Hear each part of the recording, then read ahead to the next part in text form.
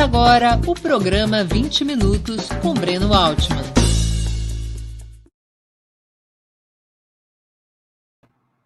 Bom dia. Hoje é 26 de novembro de 2021. Terei a honra de entrevistar o jornalista Reinaldo Azevedo, colunista da Folha de São Paulo e comandante do programa O É da Coisa na Band News, entre outras atividades. É um dos mais renomados e polêmicos jornalistas do país, além de arguto analista da política nacional. Antes de começarmos a conversa, gostaria de pedir que façam uma assinatura solidária de Opera Mundi em nosso site ou se tornem membros pagantes de nosso canal no YouTube. A imprensa independente e Opera Mundi precisam da sua ajuda para se sustentar e se desenvolver. Também peço que curtam e compartilhem esse vídeo, além de ativarem o sininho do canal. São ações que ampliam nossa audiência, nosso engajamento e nossa receita publicitária.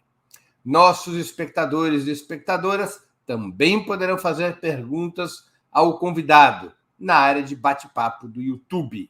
A quem as fizer, peço que contribuam com Superchat ou Super Sticker, mesmo que seja uma pequena contribuição, para nós é muito importante na sustentação e no desenvolvimento das nossas atividades jornalísticas. Outra forma de contribuir é através do Pix. Nossa chave é apoie@operamundi.com.br. Eu vou repeti-la.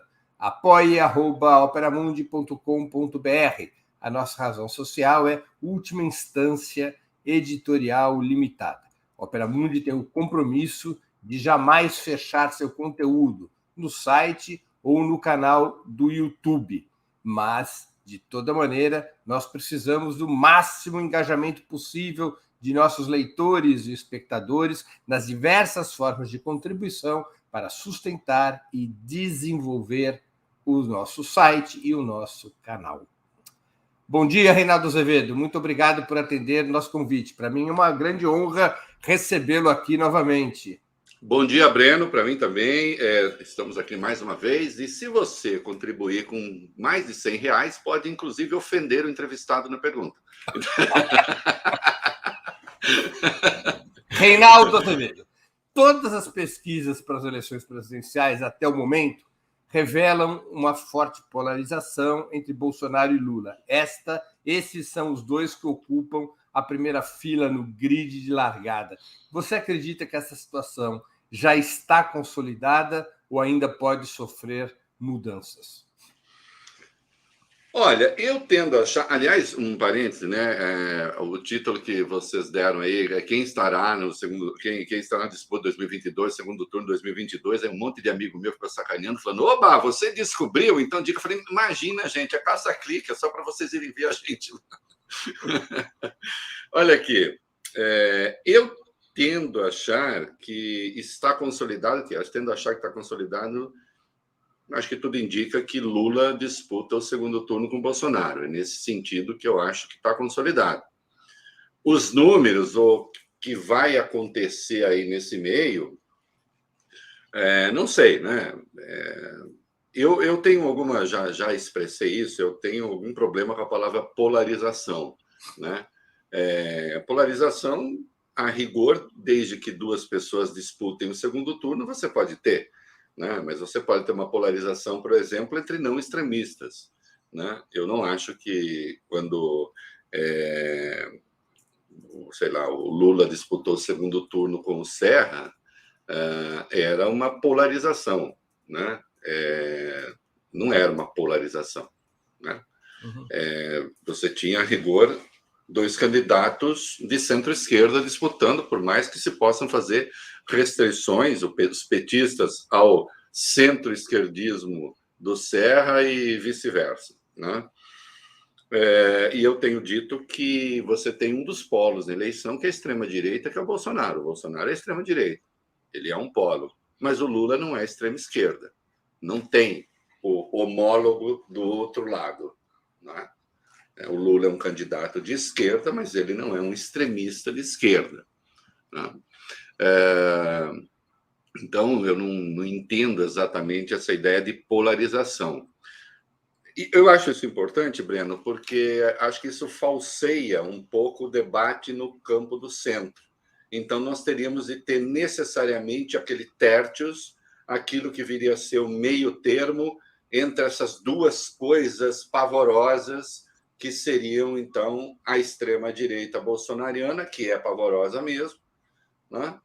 E a extrema-esquerda petista. E eu posso não gostar de muita coisa no PT, mas pavoroso no sentido de que agride a democracia, obviamente não acho, né?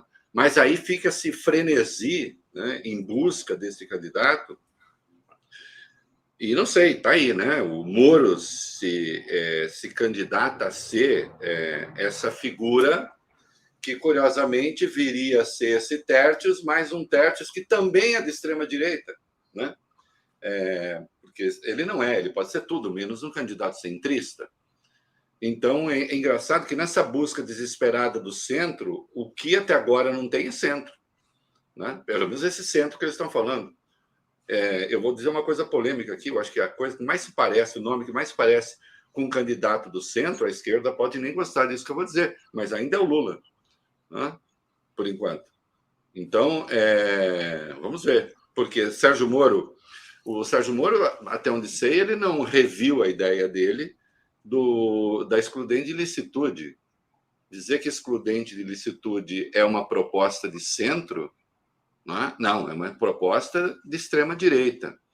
Ele, no dia da sua filiação ao Podemos, que é esse partido que foi perdendo o H com o tempo, né, na língua portuguesa, no dia que ele se filiou ao Podemos, ele lançou a ideia de ter um tribunal superior anticorrupção, como ele disse. No modelo ucraniano. No modelo ucraniano. Então, a primeira... É um governo muito democrático, né? Muito democrático. Então, você tem um governo de extrema-direita, né? Podemos ter todas as restrições, talvez eu tenha mais do que você, não sei, ao Putin na sua relação com a Ucrânia. Agora, aquilo que se viu na Ucrânia pode ser tudo menos democracia. A Ucrânia é um regime, é um governo de extrema-direita que abrigou, inclusive, neonazistas. Aliás, a bandeira da Ucrânia, ancestral da Ucrânia, aparecia em manifestações aqui dos bolsonaristas, né? E aí ele usou como exemplo a Ucrânia, né? E num artigo que escreveu para uma revista digital, ainda defendeu que esse tribunal superior fosse instalado no país a partir de organismos multilaterais. Eu nunca vi um candidato à presidência da República que defendesse que o judiciário do seu país perdesse a autonomia. Então, ainda que o Brasil e outros países do mundo sejam signatários, evidentemente, de tratados internacionais, de tribunais internacionais, de instâncias internacionais, e isso faça parte ali do concerto das nações e da vocação multilateralista do mundo, abrir mão da autonomia, né? Isso não. Mas, de certo modo...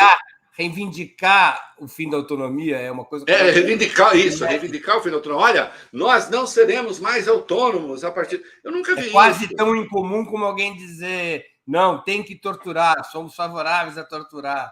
Exato, claro. Como, aliás, o ex-chefe dele, com quem ele rompeu por questões puramente pessoais e de estratégia de poder, né? Fez e faz, né? Então, eles não são diferentes. Na verdade, eu tenho, na esfera da jocosa, da brincadeira, eu digo, o humorismo é o bolsonarismo Nutella, né? Aquele bolsonarismo com uma certa vergonha de ser bolsonarista, né? Que não abraça toda a agenda do bolsonarismo. Então, não será homofóbico, misógino, racista, etc., porque aí perde o apoio da imprensa. Porque fica evidente, e aí é preciso dizer tudo, né? Como recomendava Voltaire, que esse é o segredo de aborrecer, se a gente quiser fazer o debate direito, é evidente que o Moro se lança candidato e é o candidato que tem o maior número de assessores de imprensa do Brasil, espalhados no colunismo, né? Eu realmente nunca vi nada parecido, nem em outras circunstâncias. Nunca vi nada parecido, né? Hoje há um certo colunista que perde o pudor, né? Outro dia saiu uma pesquisa dizendo que, tirando o Bolsonaro e Lula da corrida, o Moro liderava, né? Eu falei, bom, se tirar o Atlético, o Flamengo e o Palmeiras do Campeonato Brasileiro, o meu Corinthians também lidera, né? Então, eu nunca vi formulações dessa natureza, né? E, no entanto, está aí, né? Então, eu diria, Agora, isso Renato, vai ser alterado? Como é que você eu acho que explica essa adesão à crítica de setores políticos e da imprensa que acompanharam as revelações sobre a Lava Jato, até participaram dessas revelações, essa adesão sem freios ao Moro, a um ponto tal em que tivemos um problema de cobertura 2 semanas atrás, em que o lançamento do Moro era coberto com pompa e circunstância, e a viagem ao exterior do Lula só virou notícia quando o Macron o recebeu, e mesmo assim com espaço muito reduzido. O que explica essa adesão à crítica ao Moro? E só virou, e com um pouco de má fé, né? E só virou notícia também quando o Lula dá uma declaração que eu realmente considero infeliz sobre Ortega. Então aí, mas muito mais espaço mereceu, aliás, do que o elogio que o Macron fez e a recepção ali como chefe de Estado. Olha, eu, assim, até hoje eu citei a frase do Talleyrand na minha coluna, né? Quer dizer, o não aprenderam nada nem esqueceram nada, dele se referindo aos Bourbons no período da Restauração e a turma dos Bourbons na França, né? Eu acho que parte da imprensa não aprendeu nada nem esqueceu nada. Então, continua a ser refém intelectual e moral da Lava Jato. Essa ideia que muita gente diz, esse neodenismo, né, da imprensa em relação ao combate à corrupção, né, esta prostituta da história no Brasil, com todo respeito às prostitutas, que até a associação é imprópria, né, isso continua na imprensa, infelizmente, né? E aí não pensem que assim, não, os donos de jornal, os comandos das redações, não é isso. Se partir desse princípio, parte de um princípio errado.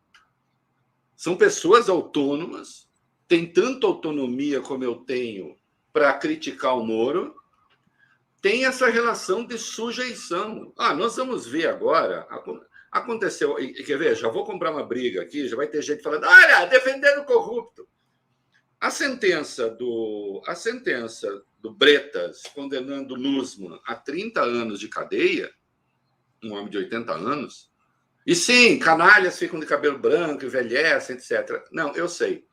Mas basta olhar o caso. A condenação a 30 anos, que é a pena máxima para homicídio, que nem costuma ser aplicada, porque algum atenuante sempre tem, quando você olha numa situação em que teria havido corrupção entre privados, o que muda bastante a coisa, porque nem se trata ali de apropriação de dinheiro público.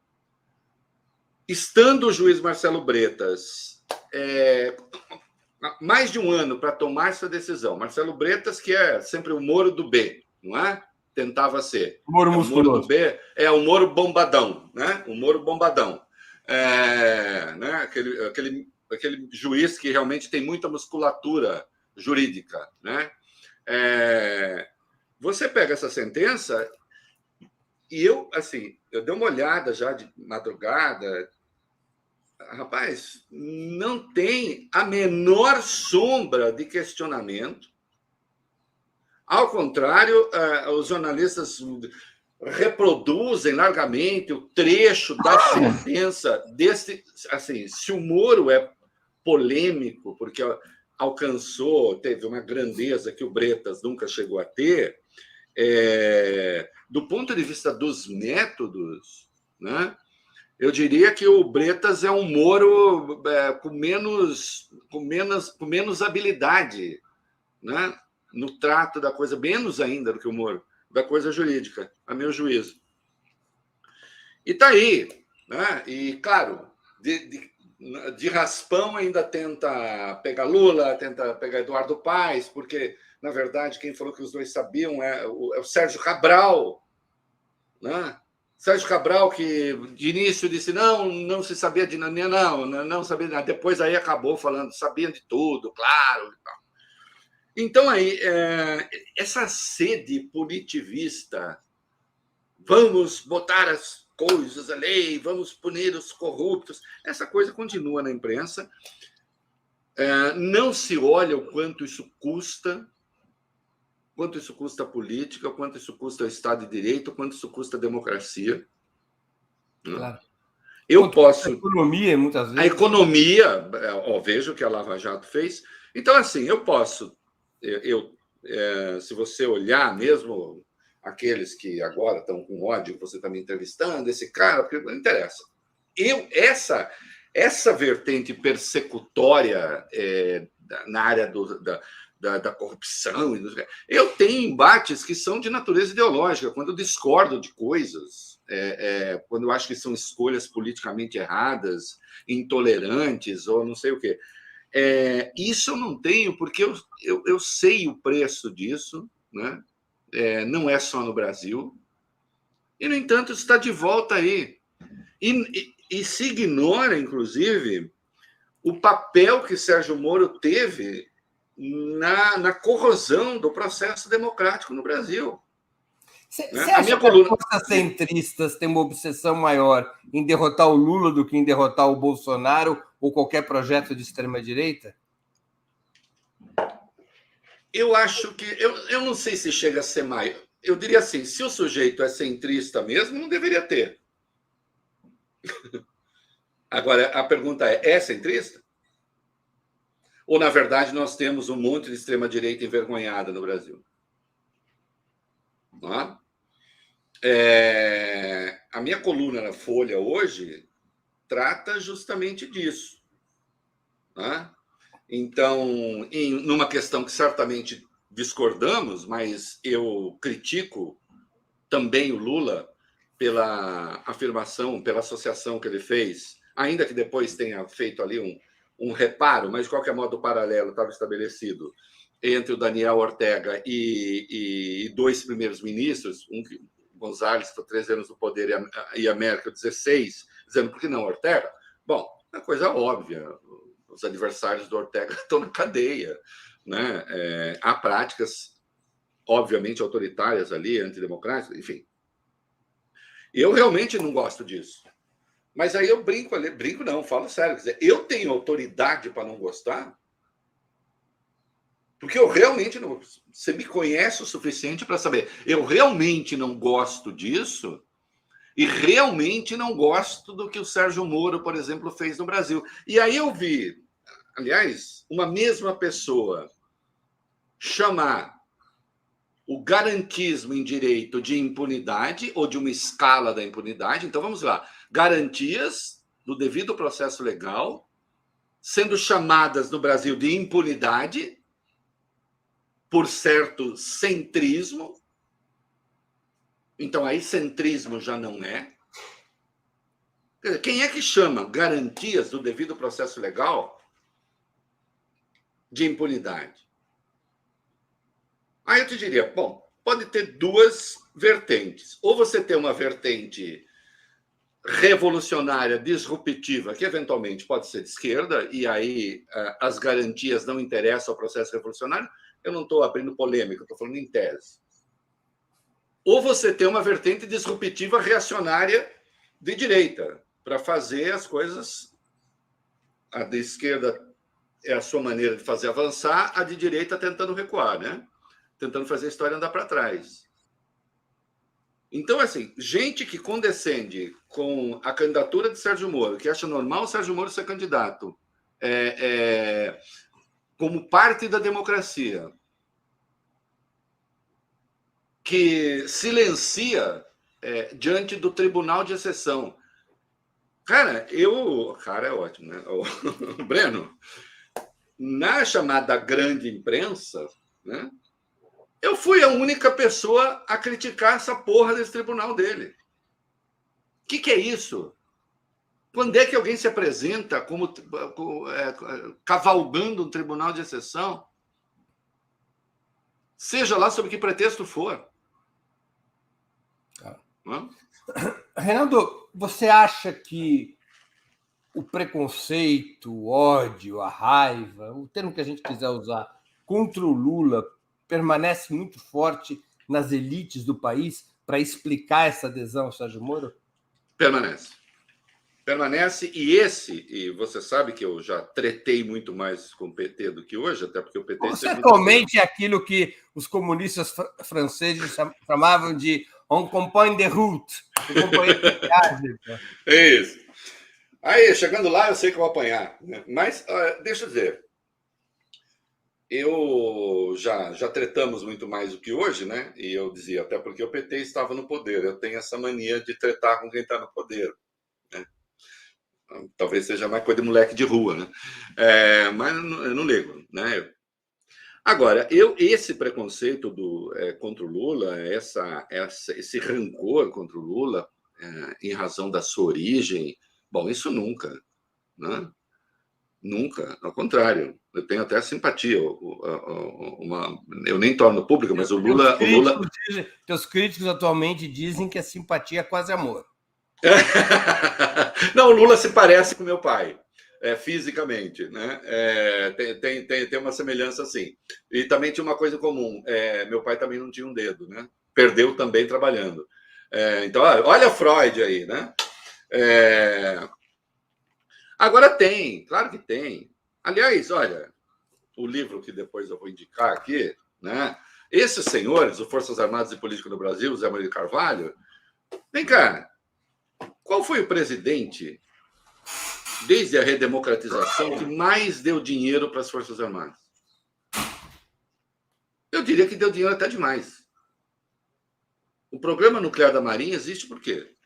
Senão, o Lula garantindo recursos. Vão agora buscar os Gripen. Quem foi que viabilizou a compra dos Gripen? E aí, talvez no mais indecoroso dos processos contra o Lula, das ações penais contra o Lula, ainda lhe rendeu uma ação penal, né? Qual foi o presidente que mais equipou o Exército? Qual é a razão do preconceito dos militares contra o Lula? Se não um preconceito de origem, preconceito de classe, e aí é lamentável, porque aí tem a ver com a mudança de perfil, sobretudo que acabou acontecendo no Exército, né? A partir de um determinado momento. O Exército, de algum modo, aburguesou-se com o golpe de 64, né? Um pouquinho antes. Na verdade, quem conferiu esse status, está aqui no livro Zé Murilo Carvalho, ao Exército foi o Vargas e acabou dando tudo errado, né? Qual é a razão do preconceito das Forças Armadas contra o Lula? Porque aí é preconceito. E de setores de elite também, né? Sempre que eu vejo banqueirão falando, não, precisamos alguém... Bom, você pode não gostar, dizer, olha, acho que a política tem de se renovar e tal.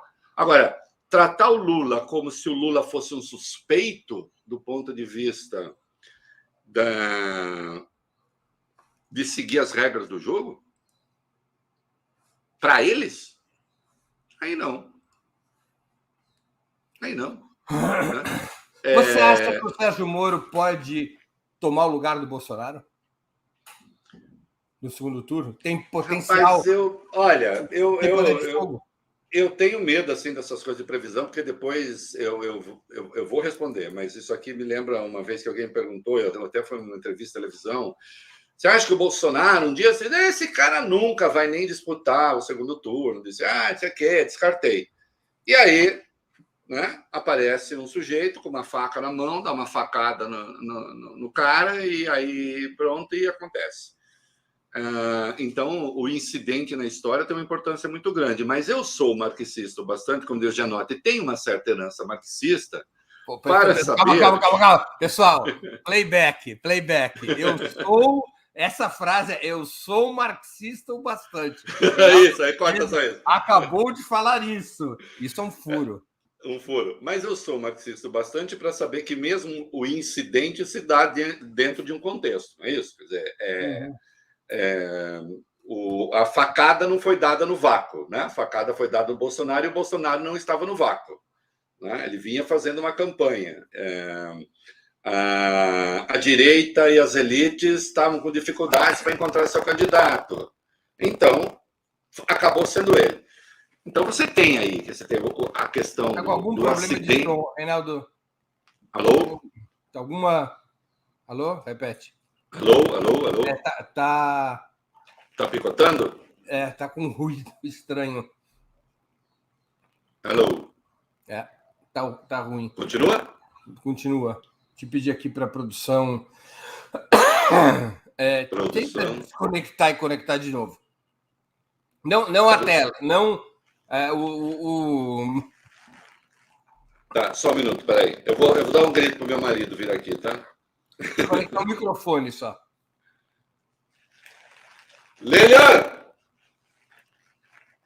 Deixa eu ver aqui. É um ruído ruim. Cruzado, eu não estou ouvindo nada. Vou zerar vou desligar o microfone aqui. Tá bom. Pessoal, o Reinaldo está resolvendo o plano de som. Enquanto isso, eu preciso de vocês. Alô? Superchat. Continua com ruído, Reinaldo.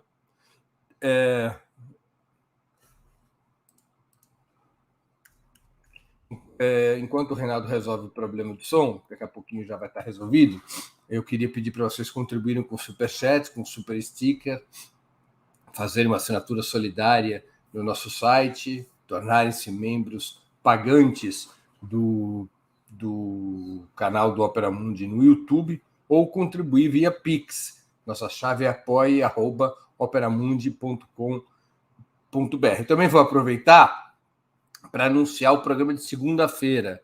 Na segunda-feira, nós vamos entrevistar a vereadora carioca Mônica Benício. Na segunda-feira, dia 29/11, às 11 horas da manhã. O tema: Mulheres em Marcha. Vamos ver se... Breno, continua ruim? Continua ruim. Talvez seja melhor... Será que é? Porque a internet aqui eu estou com sinal total. Assim. Então, talvez seja melhor sair e entrar de novo. Desconectar e conectar outra vez? Conectar de novo. Tá, vamos fazer isso então. Vamos fazer. Deixa só eu salvar aqui primeiro. O Renato vai desconectar e conectar de novo. E aí a gente vai retomar essa interessante entrevista com o Reinaldo Azevedo. Tem gente acompanhando? Tem muita gente acompanhando. Só precisamos melhorar o som para continuar. Oi? Pode sair. Vai derrubar aqui. Fiquem... Agora, só um pouquinho, a gente vai resolver esse problema do som do Reinaldo. E em seguida, a gente retoma a entrevista. Volto a dizer. Eu queria pedir para vocês, aproveitando aqui esse intervalo, para que contribuam com o Superchat e Super Sticker. Para nós é muito importante para a sustentação e o desenvolvimento do projeto jornalístico do Opera Mundi. Peço desculpa pela tosse. Alô? Perfeito. Valeu? Bora lá. Meu marido é muito bom nisso. Quer mostrar a carinha aqui? Não. Ela disse que não quer. Tem envergonhado. Tá, Então tá, meu obrigado. Bora lá. Você lembra onde nós estávamos? Que o velhinho já... um nariz de cera para explicar que não é lá muito bom arriscar a previsão. E eu tinha perguntado se o Sérgio Moro tem ou não como tirar o Bolsonaro. Eu acho que não. Eu tendo a achar que não. Aí eu dizia da dificuldade de fazer as previsões. Eu tendo a achar que não, porque de certo modo, ele encarna uma extrema-direita meio covarde do ponto de vista deles, né? Ele quer só metade do pacote. Então, até já passei por isso hoje. Ele não tem coragem de ser homofóbico, ele não tem coragem de ser misógino, ele não tem coragem de defender aquilo que a extrema-direita chama liberdade de expressão, que, na verdade, é a reivindicação para cometer crimes, no que diz respeito a todas as minorias, inclusive a questão racial. Isso, infelizmente, tem um peso grande ali na turma. Ele não tem o direito, ele não tem a coragem de ser antivacina.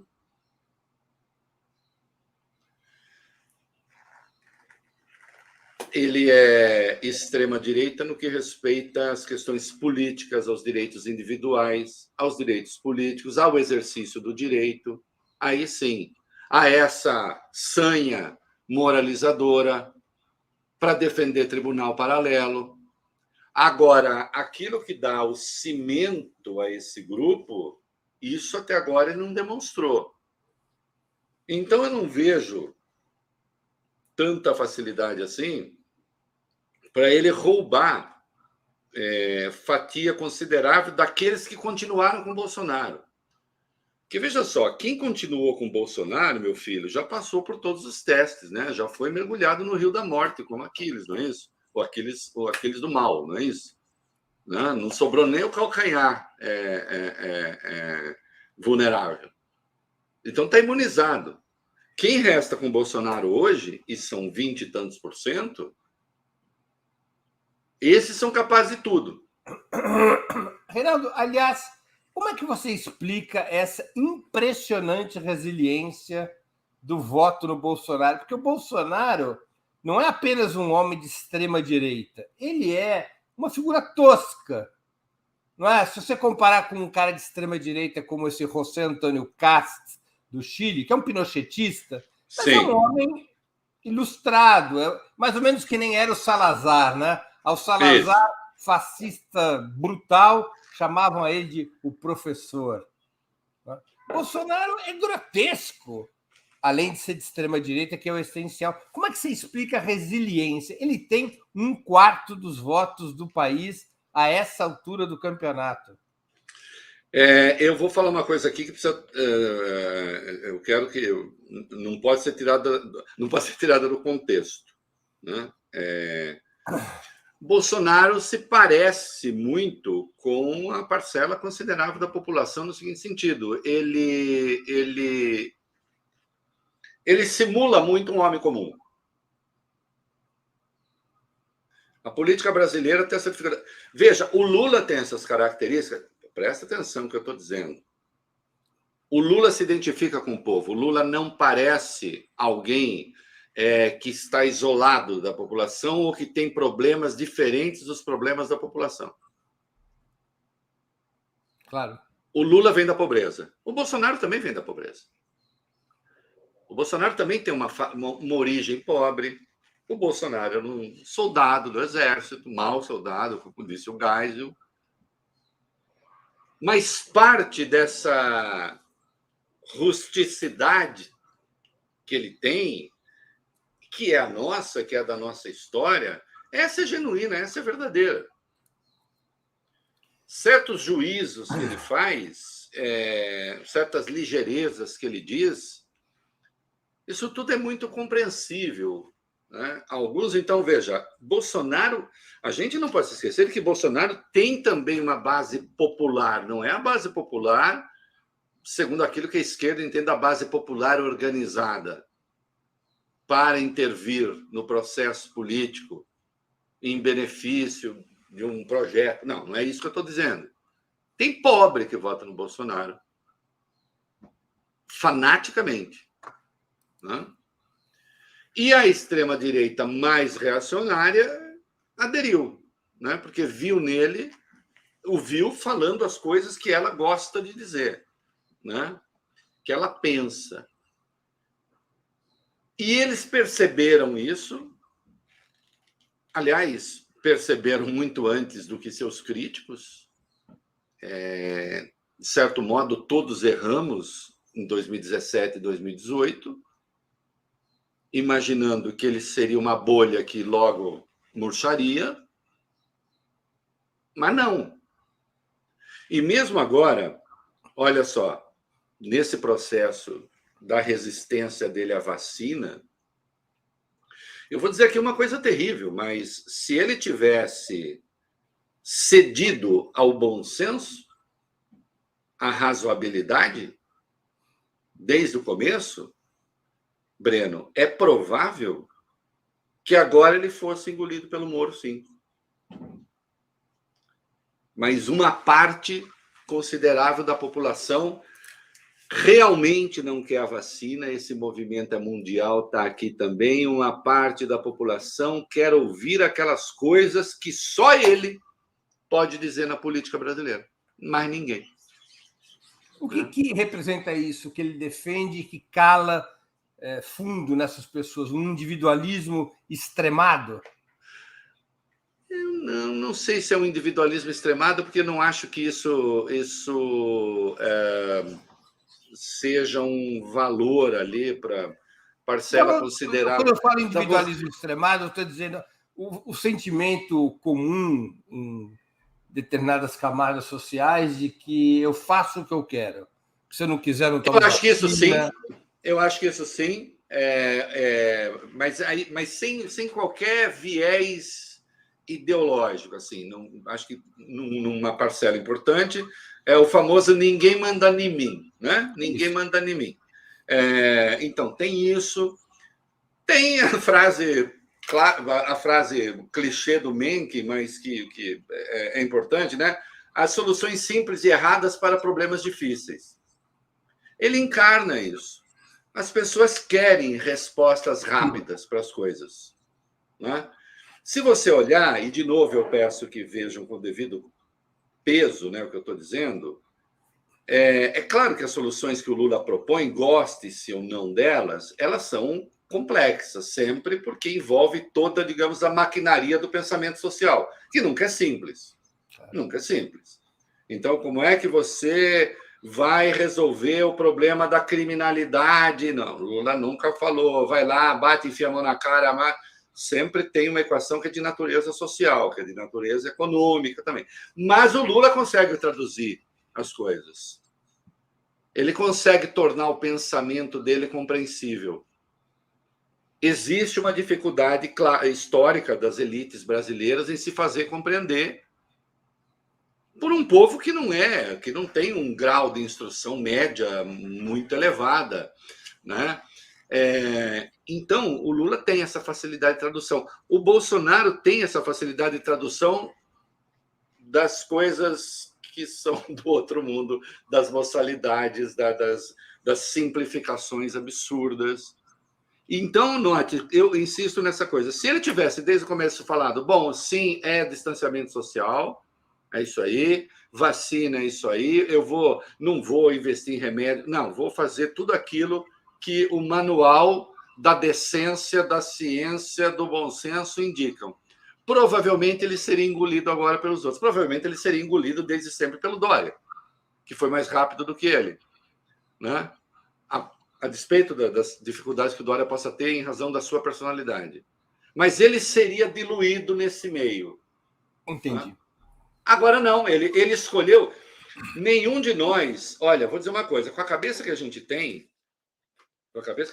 digamos que, assim, Breno, independente, vai resolver ganhar dinheiro, vai ser o homem do Bolsonaro para a estratégia de poder. Você com a sua cabeça, eu com a minha, e gente tão boa ou melhor do que nós dois, nenhum de nós recomendaria ao Bolsonaro pegar essa trilha que ele pegou.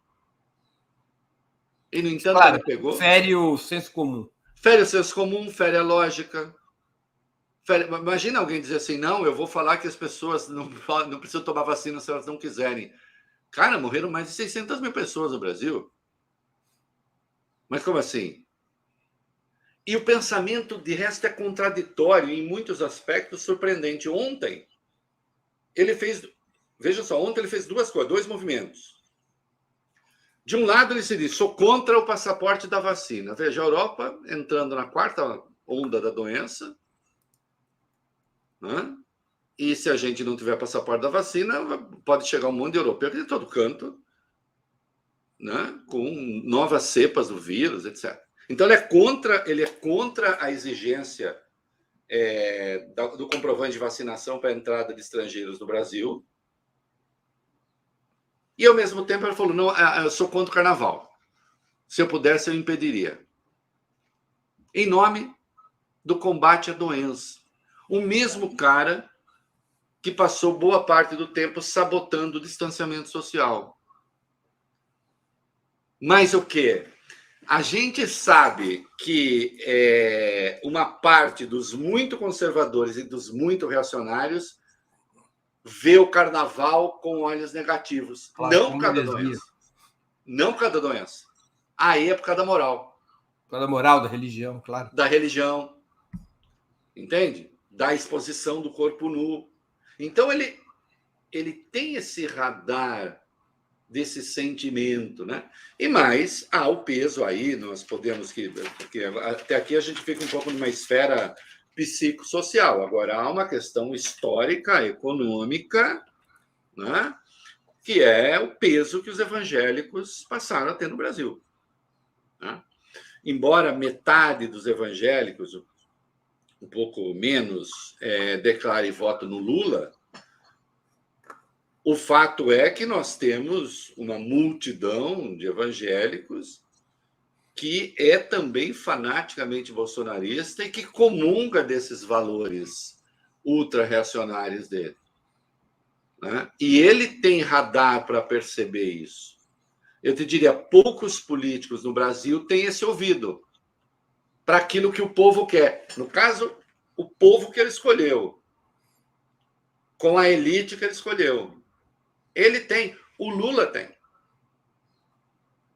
Uma outra dimensão, um outro ouvido. Mas tem. Claro. Reinaldo, e o PSDB? Como é que você avalia a situação dos tucanos que governaram o país por 8 anos, foram a principal força de oposição aos governos petistas e atualmente parecem afundados num pântano do qual não conseguem sair? Olha, rapaz, eu, assim, acho... Vamos lá, eu não vou aqui fazer, até porque eu não fiz uma pesquisa para isso, né? Não vou fazer a história do PSDB, como é que isso foi acontecendo nesse sentido, né?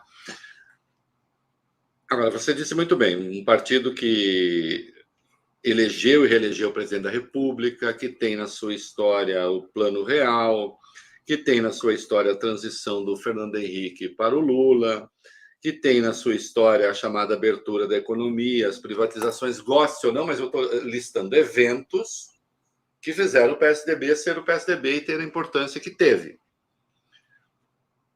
Viver essa quadra que está vivendo, eu diria, em princípio é incompreensível. Quando você vai ver no detalhe, é bastante compreensível. Vamos ver se a gente consegue aqui, nós dois, se nós conseguimos esquecer a personagem, porque politicamente eu também não me identifico com ele, mas de novo, eu quero apenas pegar desempenhos. Veja só, qual foi o grande desafio dos últimos 2 ou 3 anos no mundo e também no Brasil? Foi a vacina, a vacinação e superar a doença. Né? A Europa volta a enfrentar a quarta onda e isso começa com os não vacinados. Como contamina também vacinados, estão lá vivendo as dificuldades que estão vivendo. Bom, eu não teria nenhuma dúvida, identidade política à parte, de dizer assim, desde o começo, o candidato natural do PSDB é o Dória. Não vou discutir as inabilidades dele, que foram muitas. Passos incompreensíveis para mim, por exemplo, atrair o Rodrigo Garcia do DEM para o PSDB. Eu não entendi esse movimento até hoje. Não entendi a que vem. Para que ele fez isso? Né? Dificultando e inviabilizando, na verdade, a adesão desse grupo à candidatura dele. Então, tem passos incompreensíveis. Agora, por que ele não é o candidato? A que se deve essa disputa interna? Né? Acho que há muito tempo o PSDB não tem uma força que consiga botar as ambições no seu devido lugar. Já teve, só que isso ele teve, sabe até quando? Até 1998. Curiosamente, o ano da reeleição do Fernando Henrique, que era o Sérgio Mota. O Sérgio Mota uma vez disse a um tucano graúdo que queria se candidatar a um cargo que já tinha alguém na fila. Ele disse exatamente isso: política tem fila, você vai ficar aí. E ele era obedecido. Assim como a voz do Lula tem voz de comando no PSDB. No PT. No PT. Assim como o Jair Bolsonaro fica migrando de partido, buscando não sei o quê, porque ele quer voz de comando dentro desse grupo que ele vai liderar e que ele mantém unido. Menor do que já foi, mas mantém. O PSDB sempre foi ali, um partido de quadros. Bom, pode ser um partido de quadros, mas não pode ser um partido da desordem. Acabou virando um partido da desordem no sentido de que nada está subordinado a nada. Então, o governo de São Paulo, do Dória, é uma mônada isolada ali. Ele faz a sua política. O governo do Eduardo Leite, no Rio Grande do Sul, está lá. Ele faz a sua política.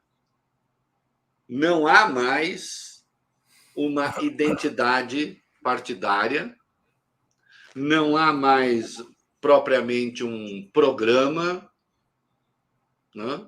Virou um ajuntamento de vaidades e todos eles falam pelo PSDB. Bom, não conseguir ter uma bancada de 23 deputados e não conseguir tirar uma posição para votar questões que são centrais ali, como a gente viu, né? O partido se fragmenta. Oi? Como o caso da PEC dos precatórios. Da PEC dos precatórios? Isso, acabei não falando. Na PEC dos precatórios, então, na verdade, o partido esteve entre os que mais colaboraram com o governo. No índice de adesão... Em quase todas as votações de reformas econômicas acontece isso, né? Sim, não. Agora, por exemplo, eles têm 3 votos na CCJ, essa PEC da Bia Kicis, para voltar à aposentadoria compulsória dos ministros aos 70 anos. O PSDB, com 3 votos, teve 1 voto do Redecker, presidente do PSDB no Rio Grande do Sul, que votou a favor. Votou a favor. Então, assim, claramente uma PEC de retaliação, a dela. O Lira, imagina, disse, isso não vai adiante. O Lira propôs outra coisa, inclusive, que é poder nomear até os 70, né? Elevar de 65 para 70. Aliás, a CCJ, no mesmo dia, aprovou as 2 coisas, que enfim, é coisa de maluco. Agora, de qualquer modo, o PSDB deu um voto ali para isso, justamente do cara que preside o PSDB no Rio Grande do Sul. Claro. Aliás, o cara que coordena ali no estado a campanha do Eduardo Leite. Então, você não conseguir ter voz de comando nem nessas questões básicas, eu diria, o partido, como partido, ele desapareceu, né? Uhum.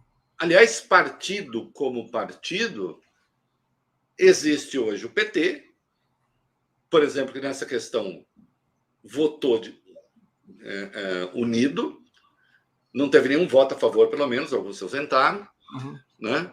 O PSOL, que é um pequeno partido, mas é partido, o PCdoB, que é um pequeno partido, mas é partido, e fora disso você não tem. O PSDB desapareceu, o PSDB sumiu, infelizmente, do cenário como alternativa de poder.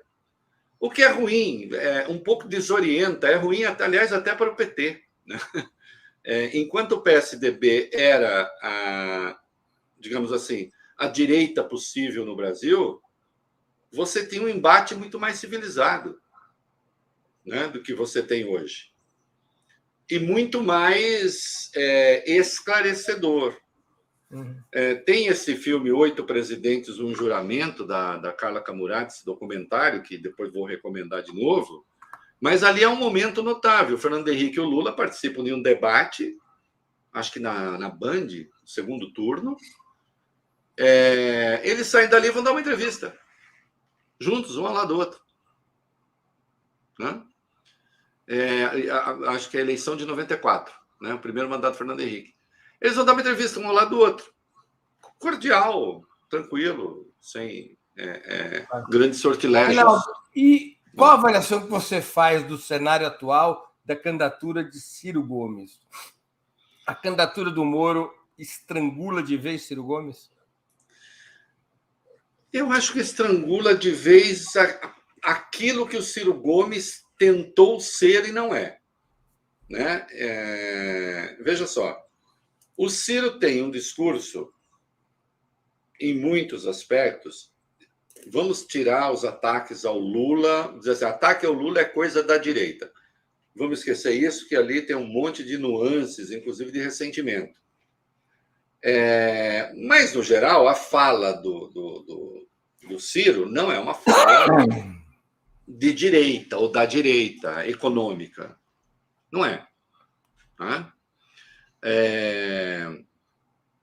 Ele tentou ampliar o seu discurso para o terreno da direita, só que ele não tem autoridade para isso. Ninguém confia nele para fazer esse tipo de discurso. Foi absolutamente ineficaz. Fez esse movimento estranho de chamar um cara que já foi marqueteiro do PT, que me parece estar num empreendimento pessoal para demonstrar quem faz candidato aqui sou eu, fiz outros, vou fazer você também. Né? João Santana. Cedeu a esse canto da sereia, né? Vem cá que eu vou te fazer. Se descaracterizou, pelo menos descaracterizou o seu discurso, e não adiantou nada. Né? E acho, sim, que o Moro vai pegar um pedaço dos votos dele, mas nem vai pegar tanto também. Né? Vai ficar ali. O problema é o seguinte, quando o cara está com 6, 7 pontos e alguém chega e ele tira 2, uma coisa é você tirar 2 de quem está com 30, né? Outra coisa é você tirar 2 de quem está com 7. Claro. E aí você inviabiliza mesmo. Né? Então, veja, para mim, sempre ficou claro que não haveria um único candidato fora Bolsonaro-Lula. Eu nunca acreditei nisso. Ou Ciro retira a sua postulação, ou ele estará ali.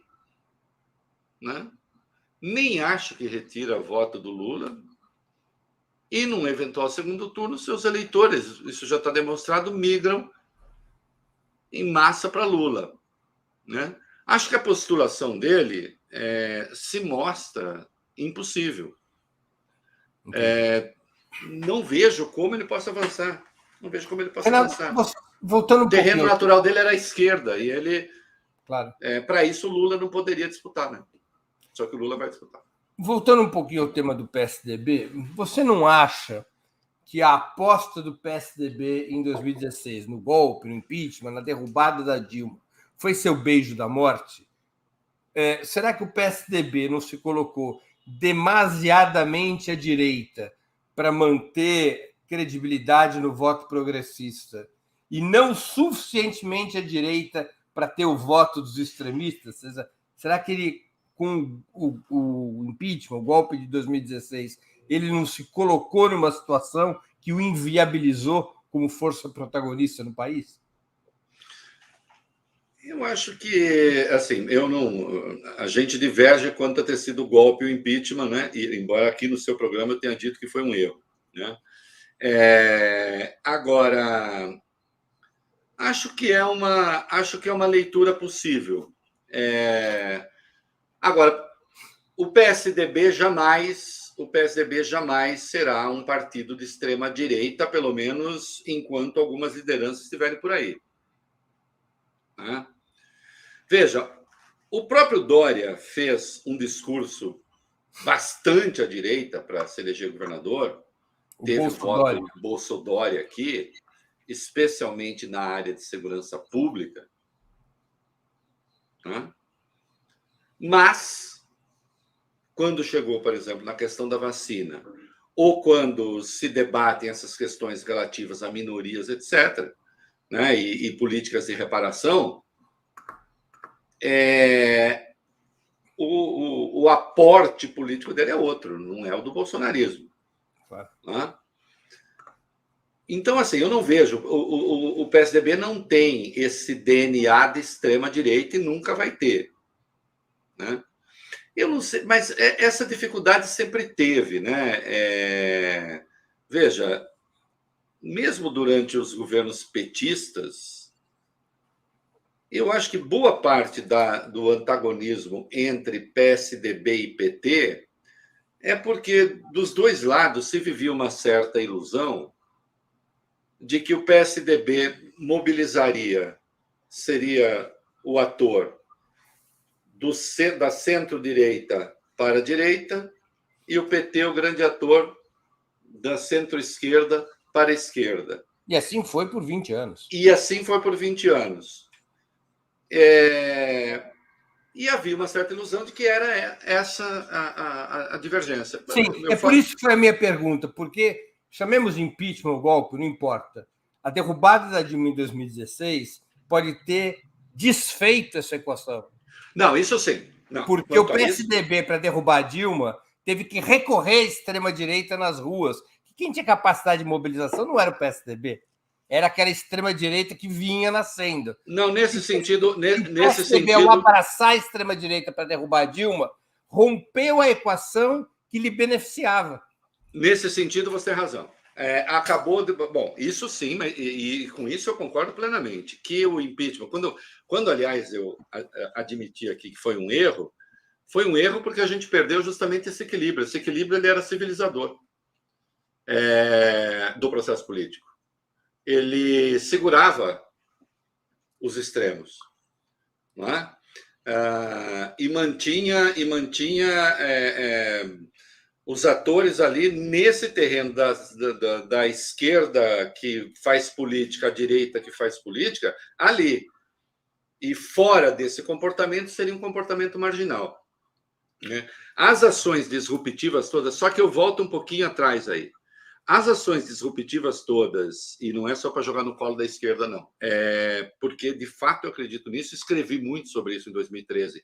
2013 foi o ano do grande aluvião que no Brasil começou pela extrema... Eu nem vou chamar de extrema esquerda. Começou com aquela bobagem do negócio do transporte, né? Não é por 20 centavos, aquele negócio do movimento passe livre, né? E toma o país num movimento de insatisfação que nem se sabia direito. Boa parte das pessoas se esquece que eu dizia para o governo Dilma, é hora de reprimir isso aí. E não de namorar com isso aí. Né? Reprimir dentro das regras do jogo. Né? Porque era um movimento meio bárbaro aqui, com todo respeito aos bárbaros, que também eram civilizadores à sua moda, mas ali não. Era um movimento de destruição, inclusive, da interlocução política. Né? 2013 foi um desastre para o Brasil. Começa pela esquerda, daí a pouco a direita toma conta, e a esquerda não sabia mais o que fazer. Né? E quando pediu para voltar, ninguém mais voltava. E vai para 2014 com o negócio de Copa, e queremos agora saúde também com o padrão Copa do Mundo, e a gente conhece todo o resto. Né? E aí vem Lava Jato, e aí vem o desastre todo. Agora, que o PSDB, veja só, o partido que mais perdeu, olha que curioso, quem foi deposto? Um governo petista. Né? Quem foi para a cadeia? O Lula. qual é o partido que mais perde densidade, mesmo ganhando eleições regionais? Mas, de novo, nós estamos falando de mônadas, né? Não é um organismo que está ganhando eleição.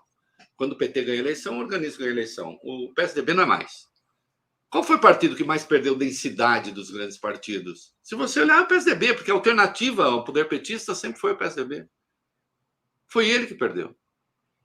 Claro, o PSDB então, nesse sentido, romper esse equilíbrio, esse rompimento do equilíbrio foi muito ruim para o PSDB e foi muito ruim para a política. É engraçado, você sabe que eu sempre tive fama de tucano na esquerda, eu nunca fui tucano. É que para a esquerda, e me identificava com a direita, não sei o quê, ser direitista no Brasil era ser tucano. O tucano Reinaldo Azevedo, que era assim, aquilo que a gente repudia, porque está aqui, né, antagonizando com a gente. E, infelizmente, hoje, isso se rompeu e o bolsonarismo está aí. Não é tucano, é outra coisa. E atualmente o Reinaldo Azevedo estaria ligado às alas mais à esquerda do PT, né? Isso, exatamente. Aliás, eu tenho que dizer para vocês que o Breno não quer que eu entre no PT, porque disse que eu sou muito esquerdista para estar no PT hoje. Reinaldo, a imprensa tem divulgado há 2 semanas a hipótese do Geraldo Alckmin ser o candidato a vice de Lula. Você acha que essa opção fortaleceria ou enfraqueceria a candidatura petista? Rapaz, eu acho que seria relevante para a presidência. Vamos lá, qual é o raciocínio que eu faço? Se o PT, de novo, em 2022, por mais que eu ache isso injusto, hein, com a história, mas se o déficit é um déficit de credibilidade junto ao centro, junto à direita democrática, então, para dar uma pacificada ali, e o Lula precisará disso, qualquer presidente precisa disso, né? Será que é o Alckmin que traz isso? Por mais que o Alckmin seja esta figura que não é identificada com extremos, mas não será ele, por exemplo, a pacificar os mercados.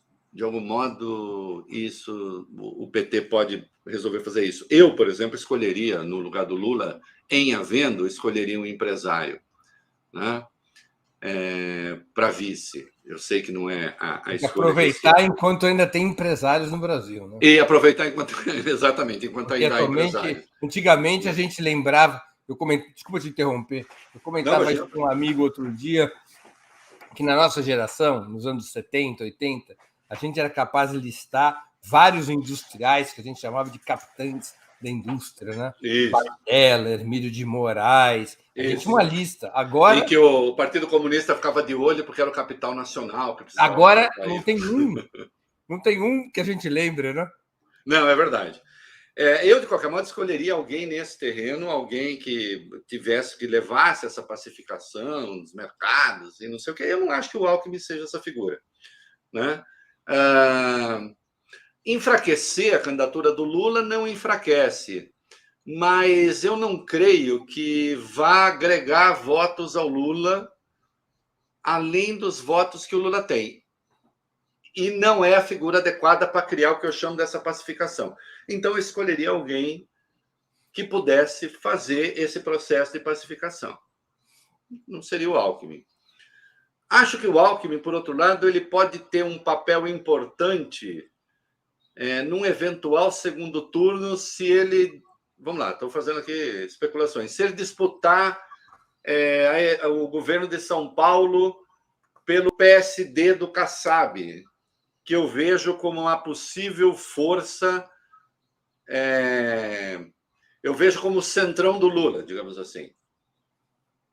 Eu acho que é o partido que vai servir para fazer a conexão e a liga entre o PT e os partidos mais conservadores e aquela miríade de legendas que compõem o Centrão, caso Lula se eleja. E, portanto, se você tem um Alckmin eleito pelo PSD em São Paulo, essa possibilidade é grande, né? Eu acho que o jogo passa mais por aí do que tê-lo como vice. Eu não vejo que ele possa agregar votos ao Lula, né? E talvez o Lula deva ter um vice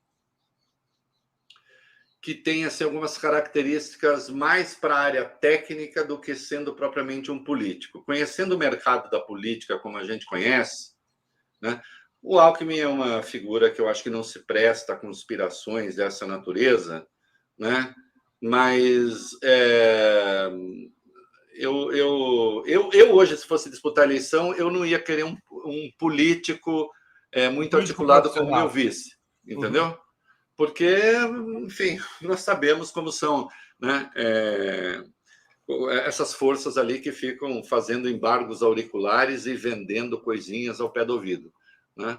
Preferiria ter o Alckmin como governador de São Paulo. Isso sim, como um eventual aliado num segundo turno.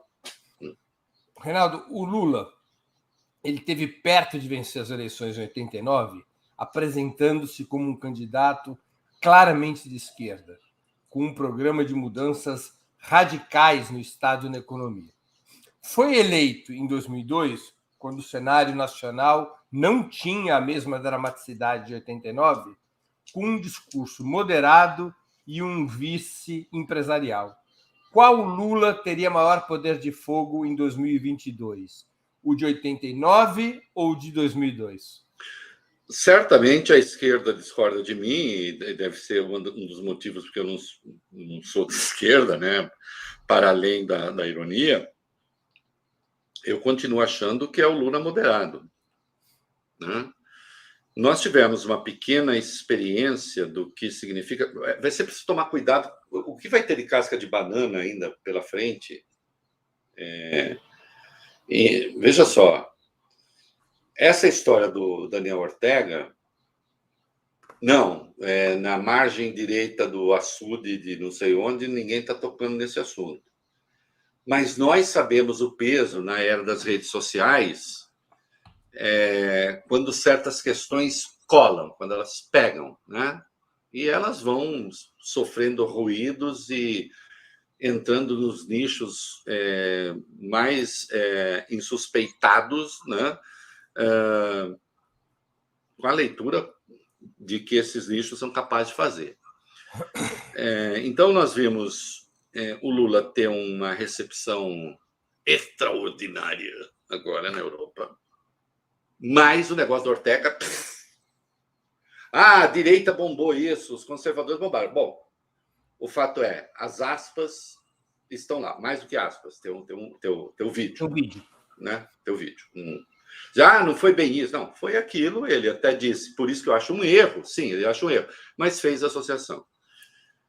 Haverá outros, haverá Cuba, haverá Venezuela, haverá as questões identitárias, o bolsonarismo vai estar ali de butuca, né? Olha a família, destruição da família, vai ter tudo isso. Então, vai precisar ser um Lula de uma habilidade formidável, eu diria... Veja, quando eu estou chamando moderado, ele pode até não... Ele pode ter até ideias que não... mais duras em relação à regulação de mercado, etc. Então, um Lula que saiba dialogar ainda mais do que aquele Lula de 2002. Né? Porque, veja só, eu vejo hoje eu vejo hoje a transformação, a força para transformar o Lula numa caricatura hoje é muito maior do que era em 2002. Em 2002 você não tinha as redes sociais como elas são hoje. Né?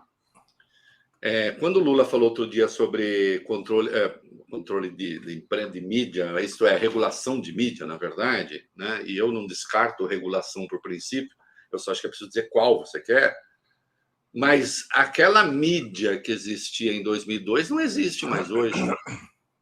Ela é outra. Inclusive, ela está com as pernas quebradas em muitos aspectos. Rigorosamente, Né? O mercado está regulando aquela mídia antiga. Exatamente, agora sim. Está quebrando aquela vezes, mídia antiga. e muitas vezes, embora estejamos aqui num veículo alternativo, mas você sabe, eu sei, porque eu também atuo na internet, mas você é alternativo, digamos assim, no leque à esquerda, mas você tem os alternativos no leque à direita, dizendo outras coisas. Você tem uma mídia fascistoide hoje no Brasil, claramente, né? Também, né?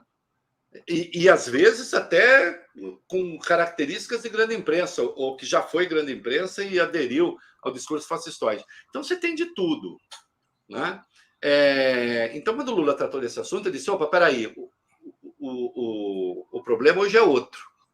Bons tempos aqueles em que o William Bonner dava um desmentido e as pessoas acreditavam. Hoje se acredita menos no desmentido do William Bonner, por mais que ele esteja falando a verdade, do que numa corrente de WhatsApp. Então, assim, mudou o padrão. Então, o Lula vai precisar ser ainda mais hábil, porque é muito mais fácil hoje a força organizada para transformar o Lula numa caricatura. Hoje é mais fácil fazer isso do que já foi, do que foi em 2002, do que era em 2006. Não é? Então, eu acredito que o único Lula viável eleitoralmente é esse Lula que dialoga. É esse Lula que tem aparecido até agora. Sabe E a que gente viu que um escorregão nessa área e a repercussão é imensa. E a capacidade que os adversários terão de explorar isso também, né? O Bolsonaro vive dizendo para os jornalistas, e você sabe disso, né? Assim, não, quem quer regular a mídia não sou eu, quem quer regular a mídia é o candidato de vocês, que aí ele disse que o Lula é o candidato da imprensa. Quem quer é o candidato de vocês? Por mim, tudo bem. E, em certa medida, o Bolsonaro não quer regular nada mesmo. Porque para a extrema-direita, hoje, interessa vale tudo. Claro. Eu te fiz essa pergunta, entre outras razões, pelo que aconteceu nas eleições chilenas, agora no dia 21 de novembro.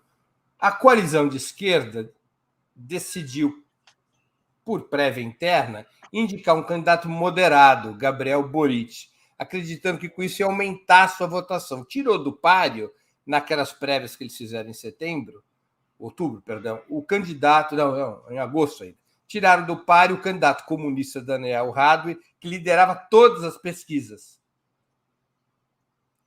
Imaginava com isso conquistar um voto mais ao centro. E o que aconteceu foi exatamente o oposto. Eles não conseguiram mobilizar o seu eleitorado e o Gabriel Boric, que imaginava que podia ter 35% dos votos no primeiro turno, ficou com 26%, correndo o risco agora de perder para o Cast. Esse é um dos motivos pelos quais eu fiz essa pergunta. O Lula de 89 ou o Lula de 2002? Veja só, de qualquer modo, se o candidato mais à esquerda tinha mesmo esse eleitorado, acredito que o candidato de centro-esquerda ganhe no segundo turno. Se não ganhar, é porque aquele eleitorado também não existia, porque são possibilidades logicamente incompatíveis. É que lá, como o voto é facultativo, você teve uma abstenção. Isso, eu ia entrar nisso agora também. Agora, nós temos, primeiro, uma diferença brutal de população, de conformação social. Tem a coisa do voto não obrigatório, que a abstenção no Chile foi 53%. Eu confesso a você que durante muito tempo eu não tenho nenhum problema em mudar de ideia quando eu acho que a realidade se encarrega de provar que a minha ideia não é boa, né? Eu confesso que uma vez eu tive um debate até meio azedo com a Luísa Nunes Ferreira, que escreveu um artigo em defesa do voto obrigatório. Ele disse: já se viu, o voto obrigatório, se o voto é obrigatório não é direito, o direito não pode ser. Enfim. E eu tenho notado como o voto facultativo tem servido a essas correntes extremistas de extrema-direita, infelizmente, né? Então, acho que o voto obrigatório ele acaba sendo hoje um fator de equilíbrio, né? Eu gostaria que não fosse assim. Bom, não quero votar, não vou, né?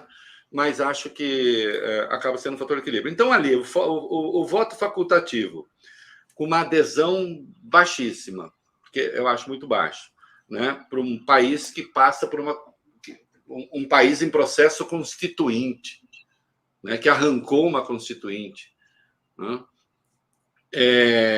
Então, acho que são coisas bastante diferentes. Eu continuo achando que, dada a conformação do Brasil, as diferenças regionais e tudo mais, esse Lula mais moderado é importante, inclusive, para, em tudo mais constante, estabelecer e restabelecer uma conciliação também regional no Brasil.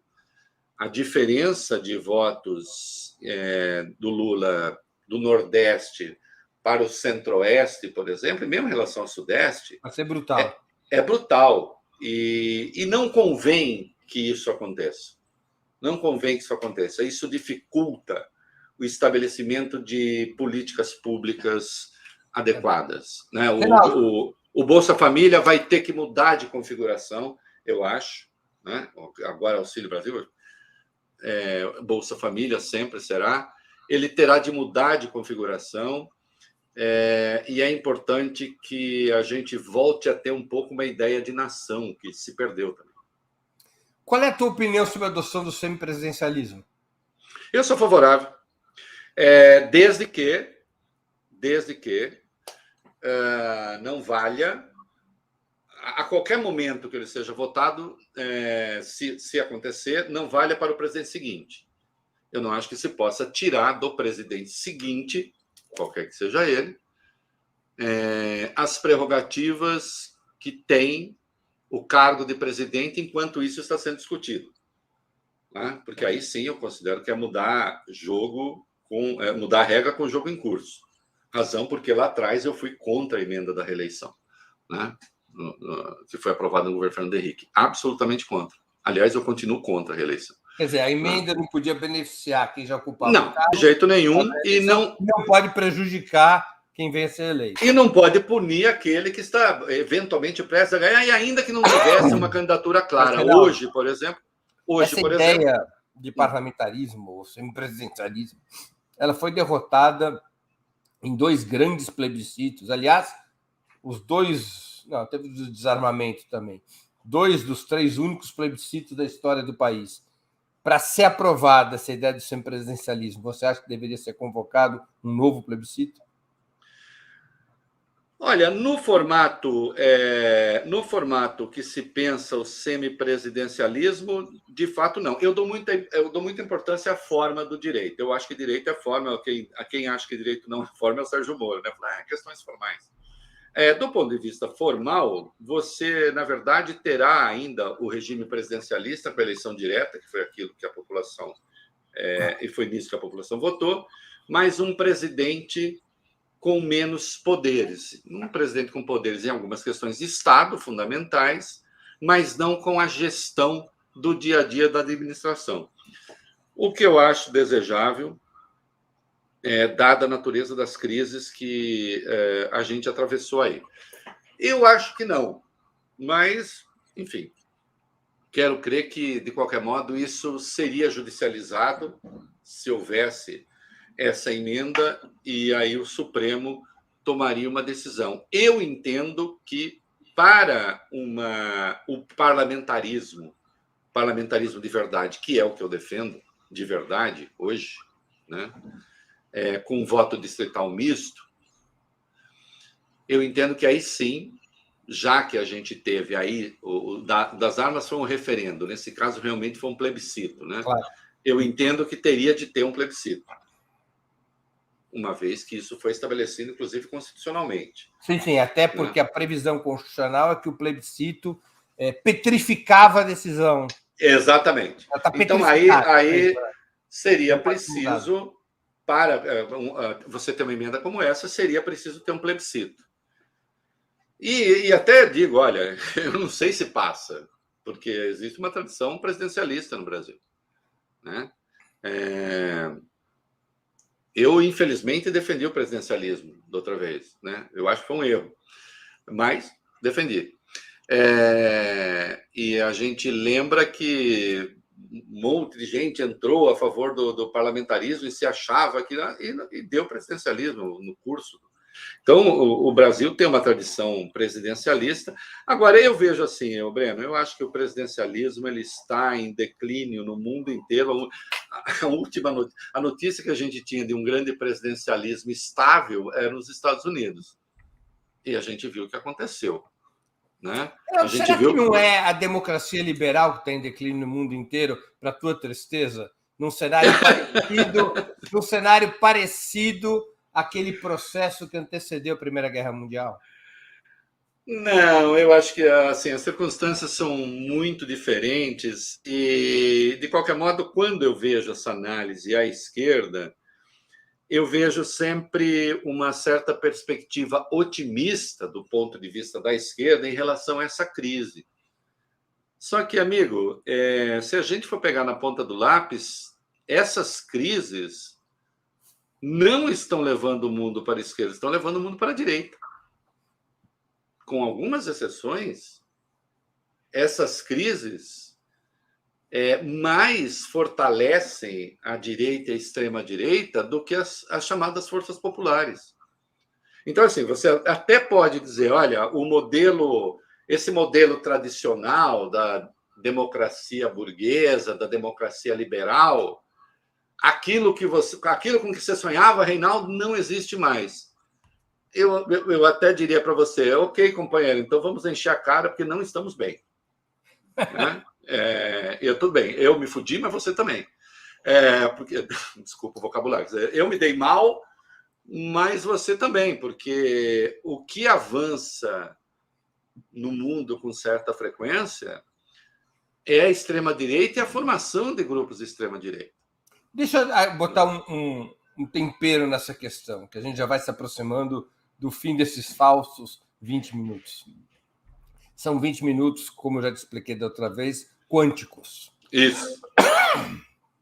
A emergência da extrema-direita não seria um fenômeno derivado do liberalismo econômico, cujos danos sociais não conseguem mais ser administrados dentro da normalidade democrática do pós-guerra?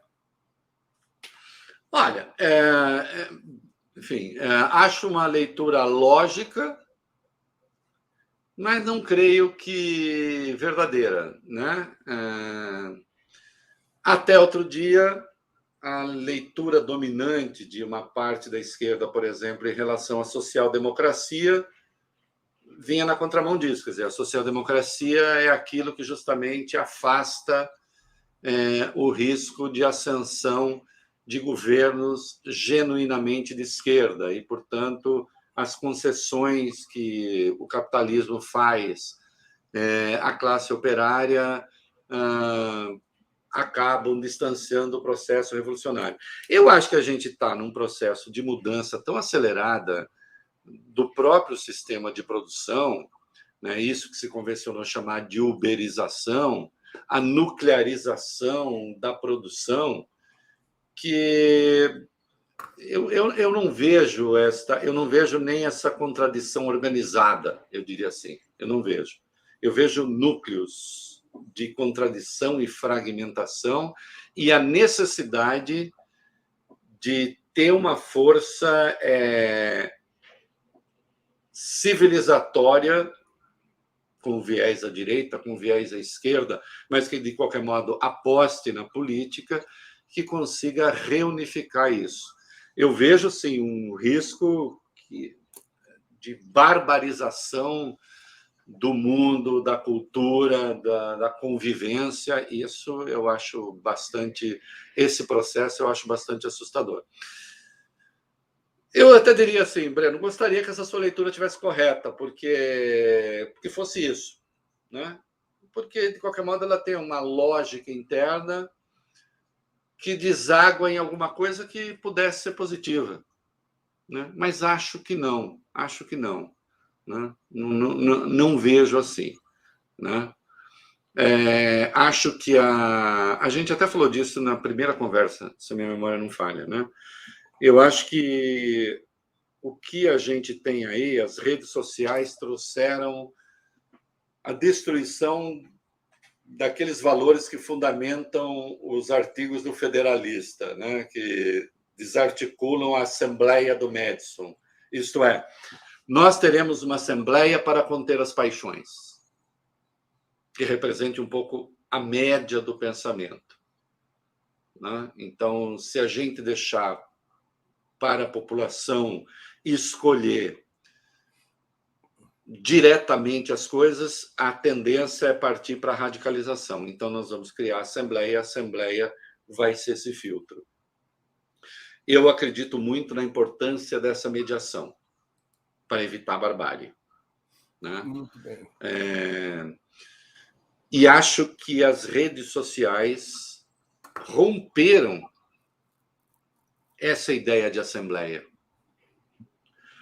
Romperam a ideia, romperam a importância da especialização, romperam com a representação. De algum modo, aquele sonho da ágora eterna, em que todos decidem ao mesmo tempo, veja, isso de algum modo está em curso. E isso não é bom. Como não vamos... Oi? Não, continua. Como não vamos voltar atrás nisso, ninguém vai chegar lá e falar assim, Zuckerberg, ou não sei quem, nós vamos agora botar uma ordem nesse negócio aí. Por mais que alguma regulamentação seja necessária e esteja sendo tentada, mas ninguém vai impedir que o sujeito entre no celular e tenha acesso a uma coisa absurda na qual ele acredite e diga, não, você não me representa, eu quero eu mesmo, eu vou fazer eu mesmo.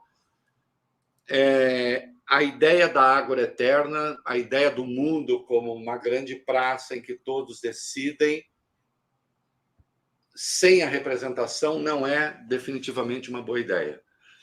Aí a gente volta um pouco assim, o homem virando o lobo do homem. Se a gente não vai corrigir com o Leviatã, espero que não, que a gente corrija pelo caminho da civilidade, né, política. Renato, você vai revelar seu voto para as eleições de 2022? Eu não posso revelar, até para os veículos nos quais eu trabalho. Agora, eu acho que as pessoas... Bom, eu acho que ninguém tem o direito de duvidar de que eu não vou votar no Bolsonaro. Com absoluta certeza. Não votarei. Como não votei. Né? Então, aí, fazer equações também não é tão difícil. No Moro, então? Não há a menor possibilidade. Quer dizer, até porque a diferença entre Moro e Bolsonaro, para mim, é só de coragem. É o chamado raio gourmetizador. É só de coragem. O Moro não pode assumir a pauta inteira do Bolsonaro, senão ele perde o apoio de uma parcela da imprensa que está com ele. Senão ele assumiria. Então, obviamente, não há a menor possibilidade disso acontecer, né? Então, são dois candidatos nos quais não votarei, né, se o Moro for mesmo, e jamais votaria, sob nenhuma hipótese, né? Os outros todos, aí eu acho que há uma possibilidade, desde que me seduza. Você se sente bem atualmente repacificado com a esquerda, depois de tantos anos? Rapaz, eu não... Você sabe que eu não... veja só, eu apanhei também muita porrada, mas eu também bato bem. Renato, outro dia eu estava lendo algumas encrencas entre você e eu. Puxa, como a gente se xingava. A gente se xingava, não. Eu já xinguei muita gente com quem eu converso hoje, mas eu acho isso bom também. Né? Não tem nenhum problema. Não tem nenhum problema com isso, não. Veja só, eu estou na arena política, debatendo política. Eu falei até ontem na rádio, anteontem. Eu não disputo o poder. Eu não quero ser poder. Eu não tenho vocação para isso, até porque eu sou muito briguento, sou muito chiliquento, dou muita importância para detalhe. Eu posso exercer o que na distinção weberiana, né? Eu posso exercer ao limite a minha ética da convicção, né? E eu gosto de fazer isso. Eu me sinto bem fazendo isso, né? Eu acho que eu tenho uma importância alguma importância no debate fazendo isso. Então, quando eu apanhava muito do PT, veja, tomar porrada não é bom, né? Ninguém, eu não sei, eu desconheço quem gosta de apanhar. Eu não gosto.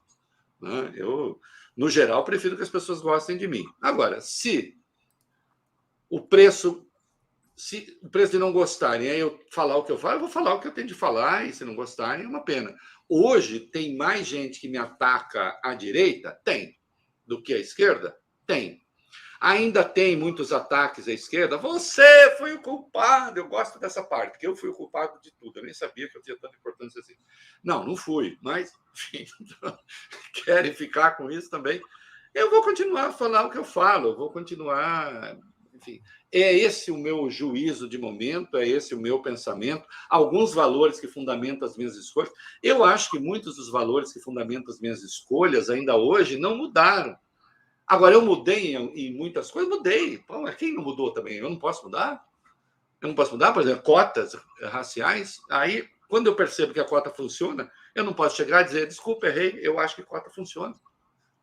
Entendeu? Aliás, elas foram implementadas à revelia da minha posição. Eu não interferi. Fosse assim, puxa vida, eu ajudei a não implementar a cota. Não, ao contrário, a cota aconteceu. Ah, mas o impeachment da Dilma aconteceu. Não fui eu que fiz o impeachment da Dilma. O que fez o impeachment da Dilma foi ela não ter conseguido. Justo ou injusto, veja, mas o fato é, se ela tivesse 1/3 da Câmara, não teria tido impeachment. Se ela tivesse 1/3 do Senado, não teria tido impeachment. É preciso que se pergunte também por que não tinha esse terço. Alguma coisa aconteceu aí. Né?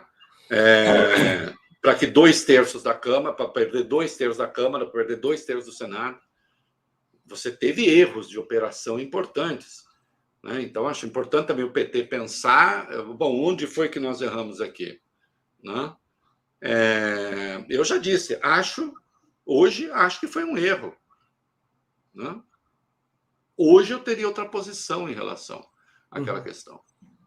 Né? Mas também é fácil falar agora, né? Porque eu conheço o resultado. Quer dizer, eu acho sempre essa conversa um pouco estranha. Tá bom, eu conheço o resultado agora, deu errado, puxa vida. Não deveríamos ter feito. Mas aí fica parecendo que eu estou convidando ou aqueles que aderiram antes a rever também a sua posição, dizer, olha aqui, agora eu sou bonzinho, tá? Vocês são maus. Não. Uma coisa é eu reconhecer isso, outra coisa é ter uma visão moralista em relação a isso. Eu acho só que eu tenho uma certa coragem de dizer o que eu penso sem temer as patrulhas que vêm, né? Porque não são pequenas nem são fáceis. Né? É verdade. É até meio divertido ser eu, mas às vezes não é tão fácil.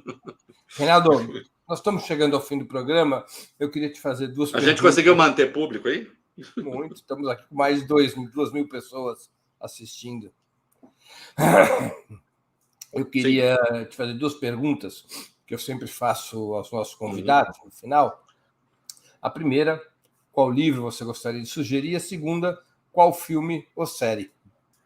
Olha, eu já até passei por ele hoje. Eu estou relendo, na verdade, porque eu não tinha visto a edição, que tem uma edição de 2019, Forças Armadas e Política no Brasil, José Murilo Carvalho. É importantíssimo entender o papel dos militares no jogo político. Nós não podemos nos esquecer que, em abril de 2018, às vésperas da votação do habeas corpus preventivo do Lula, houve o tweet do general Eduardo Vilas Boas e se negou o habeas corpus preventivo ao Lula por 6-5. O Lula foi preso, ficou 580 dias preso, por uma sentença sem provas do Sérgio Moro, que depois foi declarado suspeito e incompetente para a causa. Né?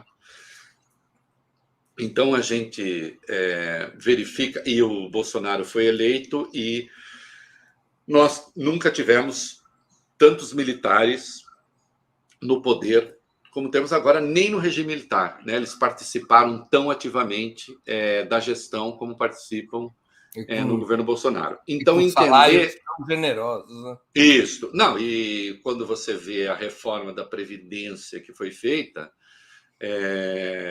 chega a ser indecente que os militares... Eles falam, nós não temos CLT. Bom, isso é uma conversa fiada, né? Todo o sistema previdenciário dos militares custa muito mais caro do que dos civis e, no entanto, o sistema foi mantido intocado, né? Então, também é uma questão de controle do Estado, né? Então, eu acho que é fundamental ler esse livro, né? E depois vocês leem O Soldado e o Estado, Samuel Huntington, que é um cara de direita também. Esse vai como recomendação, não é o que eu estou lendo agora, né? Que é um cara de direita que propõe o chamado controle objetivo das Forças Armadas. Isto é, as Forças Armadas não participam do poder. Ponto final. Isso quem fala é um cara de direita, da direita liberal. Um grande ideólogo da direita. Um grande ideólogo da direita, né? O cara do choque das civilizações. Aliás, esse é um livro que ele escreveu ainda muito jovem. Mas, de qualquer modo, é notável que assim, você tem essa visão de... Não, militares não fazem política. Ponto. Né? E nós vimos o Mark Miller, que teve um papel fundamental ali no controle da maluquice do Donald Trump. Né? Então, de algum modo, isso tem lá. E no Brasil, nós estávamos convivendo com uma ameaça golpista até outro dia. E alguns setores das Forças Armadas piscando alegremente para isso. Não é? Então, acho fundamental. E o filme, eu recomendo... Esse é o livro, tá bom.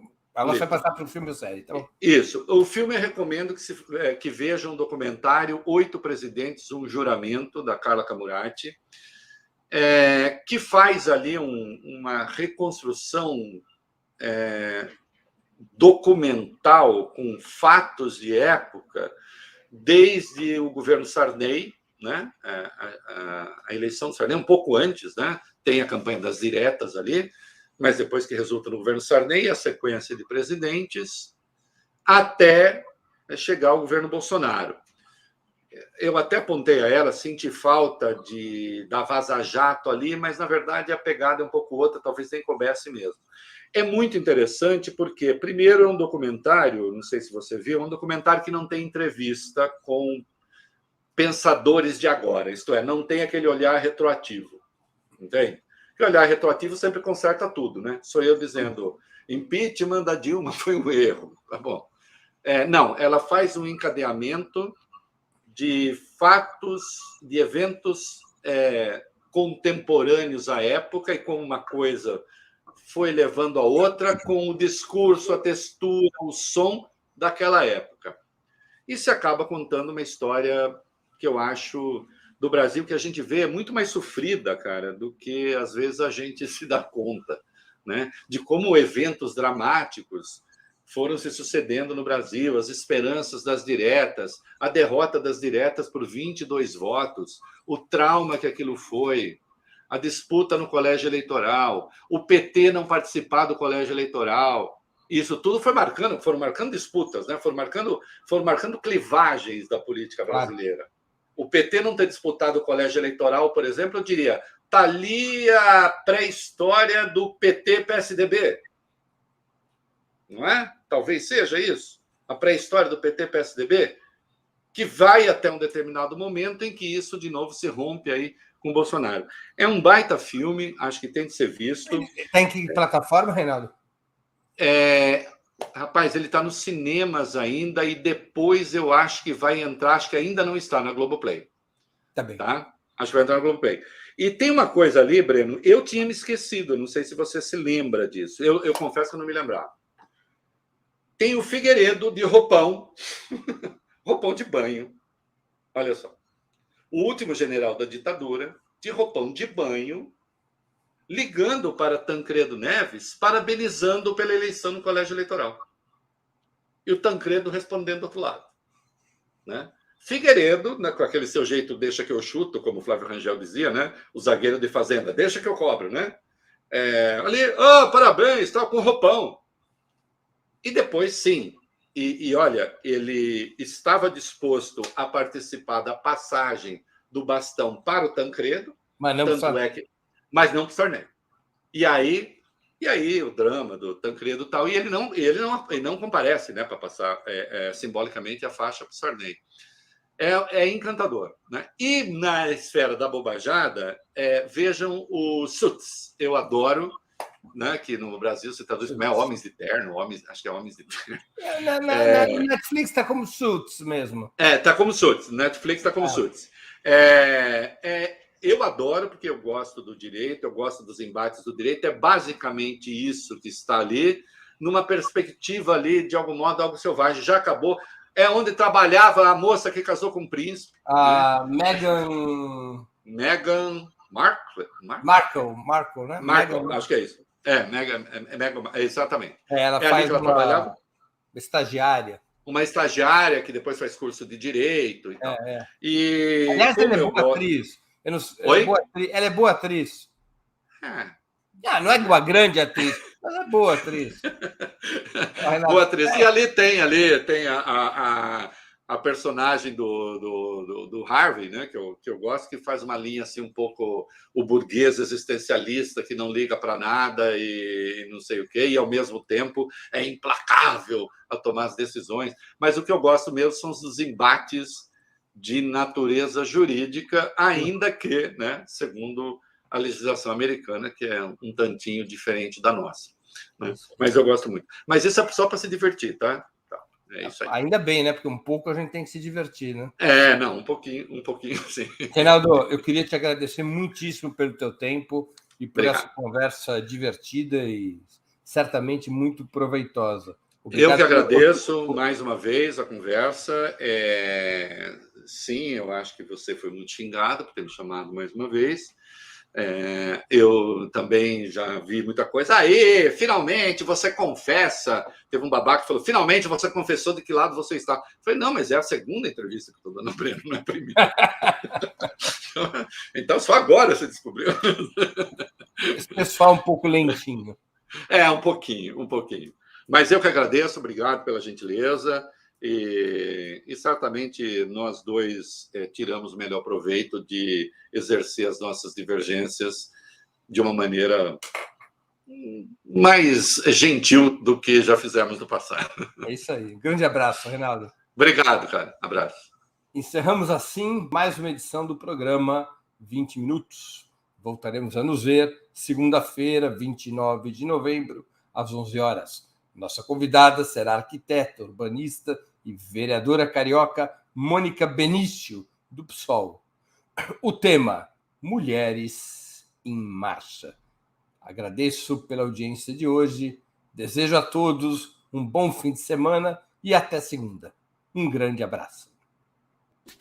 Para assistir novamente esse programa e a outras edições dos programas 20 Minutos, se inscreva no canal do Ópera Mundi no YouTube. Curta e compartilhe nossos vídeos. Deixe seus comentários. O jornalismo de Ópera Mundi é mantido com o seu apoio. Faça uma assinatura solidária em www.operamundi.com.br. Com um pequeno valor mensal, você nos ajuda no desenvolvimento de um jornalismo independente e de qualidade. Obrigado pela audiência e até a próxima.